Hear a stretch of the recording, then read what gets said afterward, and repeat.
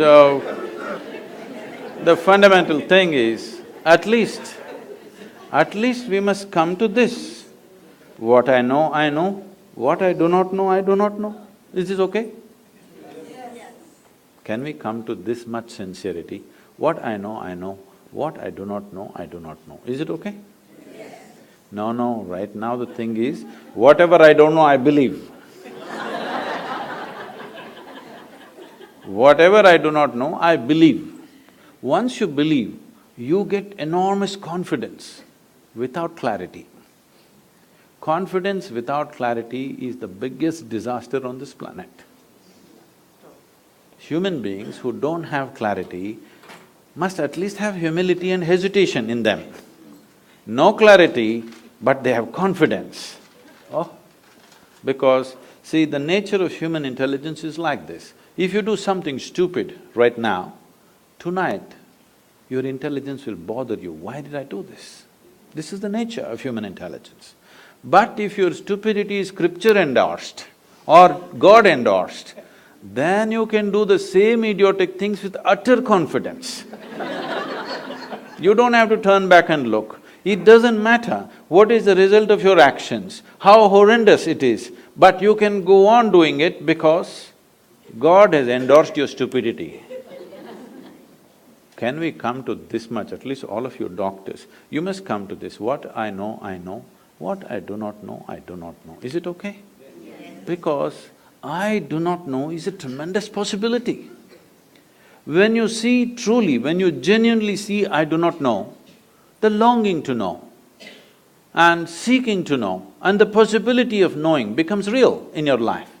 Otherwise, everything I do not know, I believe. You can believe anything. If we work hard enough on you, we can make you believe just about anything, yes or no? Yes. From your childhood, if we work on you, we can make you believe anything. Right from your childhood, if I go on telling you, my little finger is God, if I raise this little finger, divine emotions will genuinely overflow within you, yes or no? If you feel this is too bare, I can dress it up. We can do some things.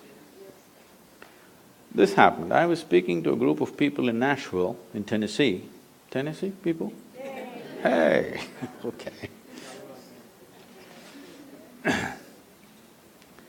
And I was just telling them a joke. In the joke, I referred to God as him.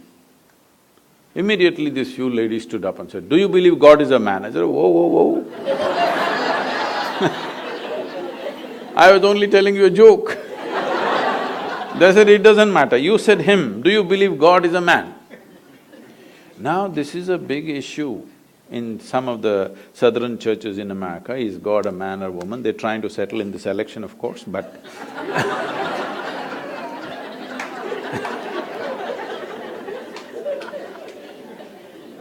is God a man or a woman is going to become a serious issue in America in the coming years, once the president is on.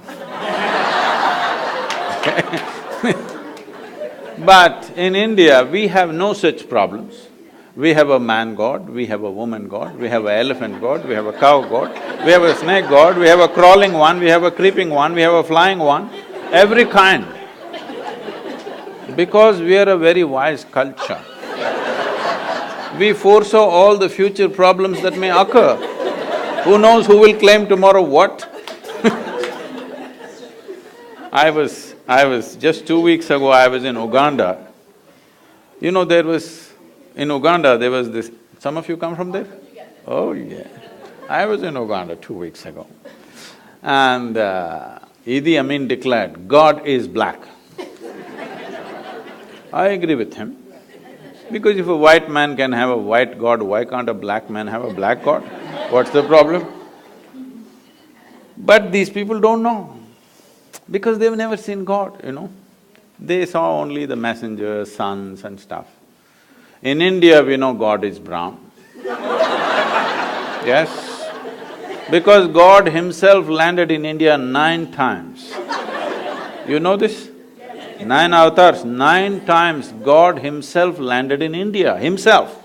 Not his son, not his messenger, himself. Indians Indians are always very proud of this. God came himself to India. To other places he sent messengers So, wait. So I keep reminding them, that is because God wouldn't trust anybody with Indians.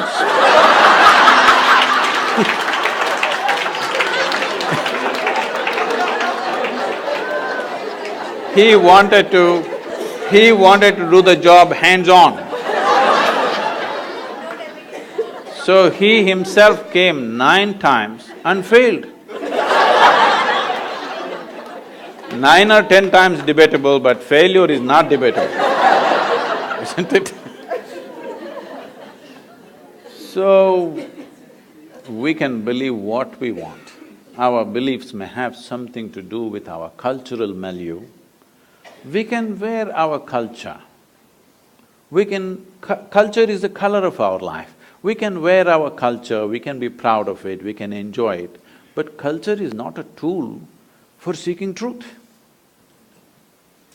Culture is not an efficient tool because what you do today, whatever nonsense you do today, is tomorrow's culture. Yes or no? Whatever nonsense they did yesterday is today's culture. Culture is never a conscious process. To some extent, maybe. Rest is all hodgepodge of all kinds of things that many people did, isn't it so? Or do you believe that all of you consciously creating tomorrow's culture? Are you? Not at all. Whatever nonsense you do, your children will pick it up and they'll do it little differently, isn't it?